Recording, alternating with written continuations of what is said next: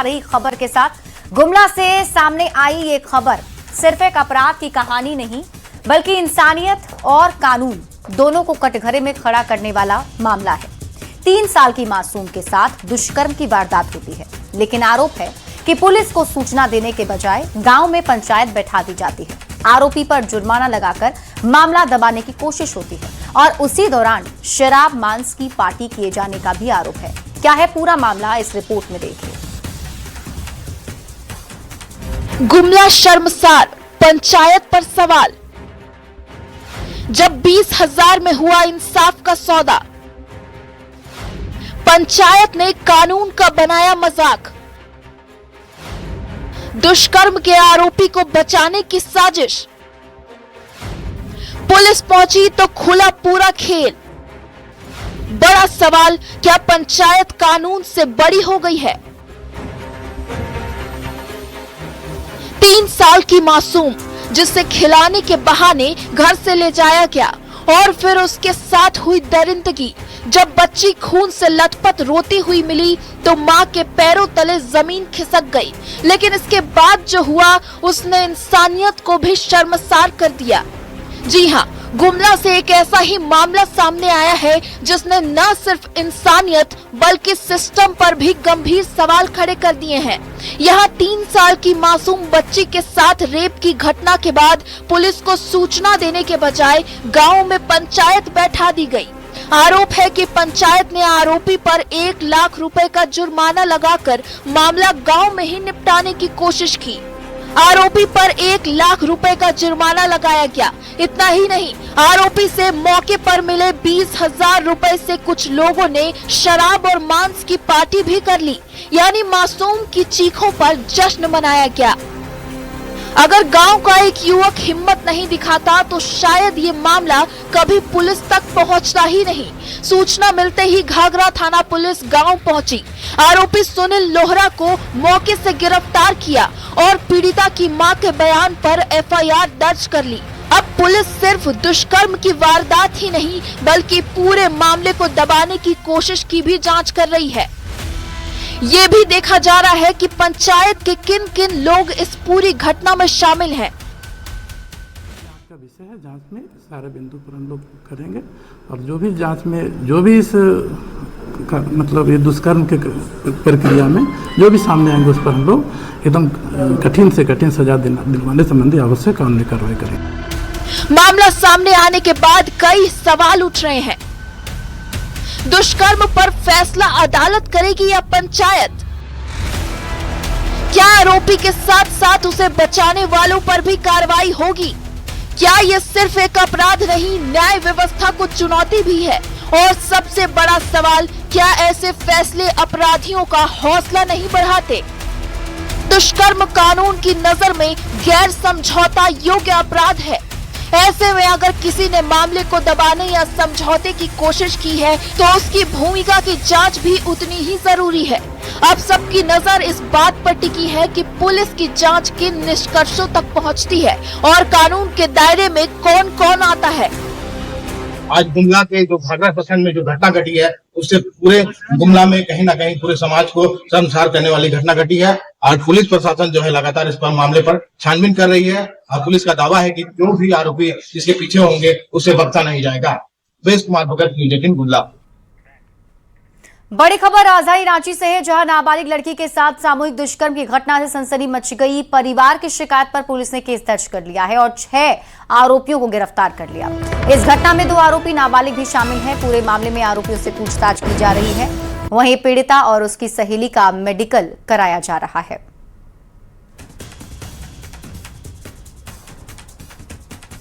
के पश्चात एक और जो है उसकी जो दोस्त थी उसको रिकवर किया गया और साथ ही साथ 4 से लगभग टोटल 6 लड़कों को अरेस्ट किया गया है, जिसमें 4 लड़कों को अरेस्ट किया गया है और 2 नाबालिग हैं उनको निरुद्ध किया जा रहा है। पूरे मामले की जब जांच शुरू की गई तो इनिशियली जो है बच्ची काफ़ी डरी हुई थी और बच्ची अपने परिवार से भी डरी हुई थी। तो बच्ची का जो इनिशियल जो बयान था वो ये था कि हमें नशीला कुछ रुमाल से सूंघाकर और उसके पश्चात हमें किडनैप कर लिया गया।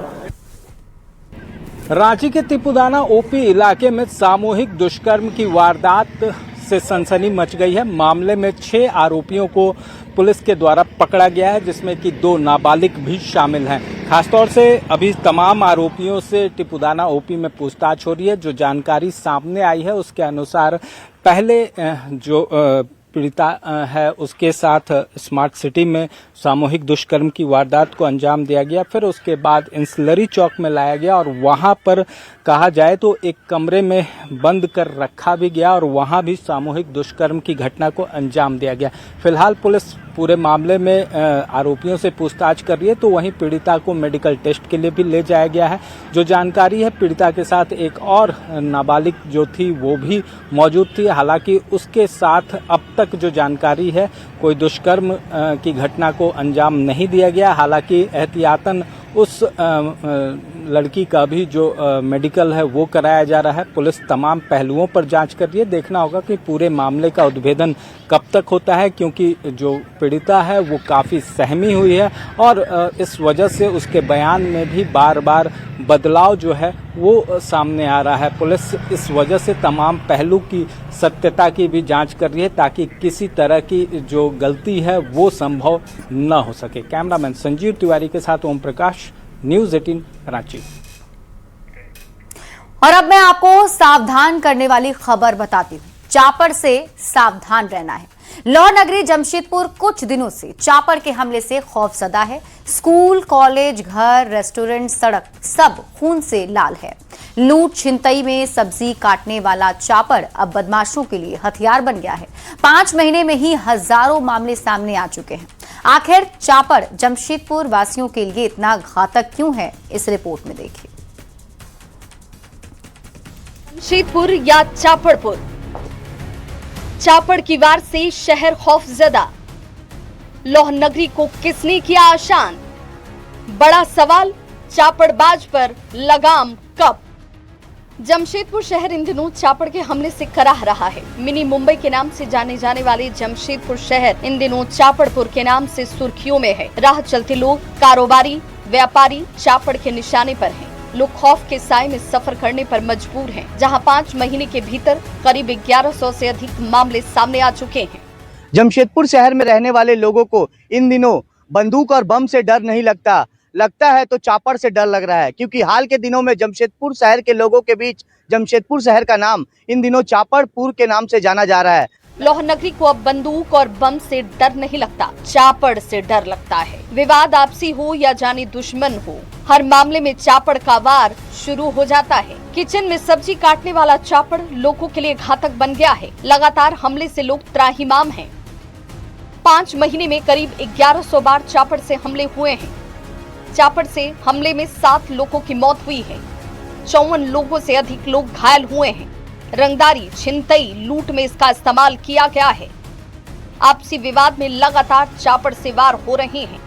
हिमांशु हत्याकांड में भी चापड़ से ही हमला किया गया था। बड़ा सवाल उठता है कि यदि जमशेदपुर शहर को चापड़ ने दहशत में डाल दिया है तो प्रशासन खामोश क्यों है? जो लोगों की जान ले रहा है उस चापड़ पर प्रतिबंध क्यों नहीं है? आए दिन कोई न कोई चापड़ के हमले से घायल हो रहे हैं, फिर भी प्रशासन मूक दर्शक बना हुआ है। यहाँ पर जो पुलिस कस्टडी के से यानी पुलिस की गाड़ी से निकालकर चापड़ से पुलिस के सामने काटकर हत्या किया गया, हम प्रचलित हो गया है, इसलिए कि दिन दहाड़े रात में कहीं भी जो मनबढ़ू छोटे छोटे अपराधी हैं वो भी चापड़ का इस्तेमाल कर रहे हैं।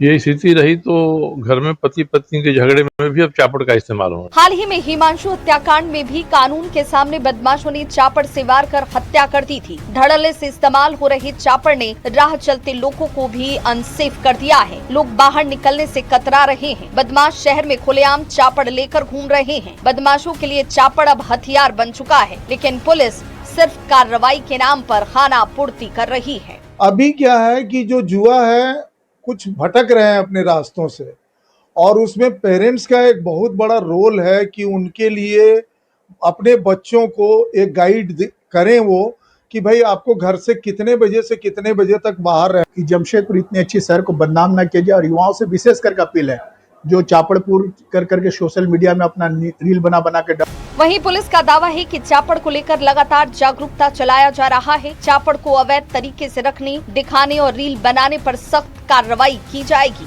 कि हम तुमको चापड़ से मार देंगे, धमकी भरा चीजें भी अगर अभी अब के बाद से देखा गया कि किसी का सोशल मीडिया पे किसी ने किया है तो उस पर सुसंगत धाराओं के तहत FIR लिखी जाएगी और कार्रवाई की जाएगी। हालांकि पुलिस ने सख्त लहजे में मैसेज दिया है कि जो जमशेदपुर शहर के कानून व्यवस्था को चुनौती देने की कोशिश करेगा उससे सख्ती से निपटेंगे। हालांकि चापड़ की वारदात से लौहनगरी आज भी डर के साए में है। जमशेदपुर शहर को चापड़पुर के नाम से बदनाम करने वालों से भी निपटने की पूरी तैयारी है। जमशेदपुर जिला पुलिस जो है वो इस तरह की घटनाओं पर लगाम लगा पाती है कि आने वाले दिनों में जमशेदपुर का नाम चापड़पुर के नाम से जाना जाएगा। न्यूज़ 18 के लिए जमशेदपुर से आशीष कुमार तिवारी। और इस बीच रांची से आपको बड़ी खबर बताते हैं। प्रिंस खान के गुर्गों ने धमकी दी है। आदिवासी नेत्री निशा भगत को धमकी दी गई। सोशल मीडिया के जरिए धमकी दी गई है और 5 लाख रुपए की रंगदारी भी मांगी गई। साइबर थाने में निशा भगत ने आवेदन दे दिया है और मामले में कार्रवाई की मांग कर रही हैं।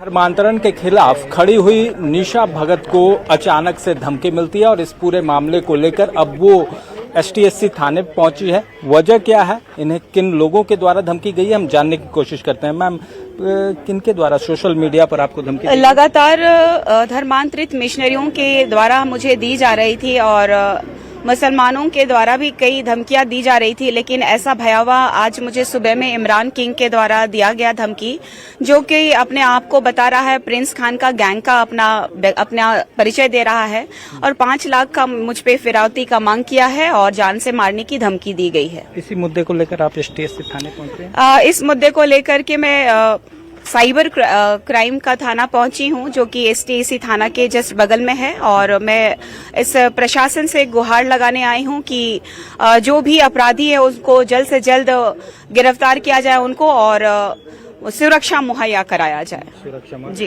तो खासतौर से मैम, लगातार आप डीलिस्टिंग के मुद्दे पर हावी रही हैं, इन मुद्दों को उठाया है जी। क्या कुछ लगता है इसके पीछे कौन लोग हो सकते हैं? क्या वाकई प्रिंस खान जैसे जो अपराधी है वो भी? देखिए, ये जांच का विषय है। ये मैं नहीं कह सकती कि ये व्यक्ति कौन है, क्योंकि लगातार मुझे कई धमकियां मिलते रहती हैं और ऐसे में उनका नाम लेकर के, एक गैंगस्टर का नाम लेकर के उन्होंने जो मुझे धमकाया है, ये तो पुलिस प्रशासन जांच करेगी कि इसके पीछे कौन है। देख सकते हैं साइबर थाने पहुंची हैं निशा भगत और यहाँ पर वो इस पूरे मामले को लेकर अपनी बातों को रखने का काम करेंगी और इस पूरे विषय पर अपनी बातों को रखकर और सुरक्षा की गुहार लगा रही है। देखना होगा कि इस पूरे मामले को लेकर किस तरह से पुलिस प्रशासन अपनी कार्रवाई करती है। कैमरामैन संजीव तिवारी के साथ ओम प्रकाश, न्यूज़ 18 रांची।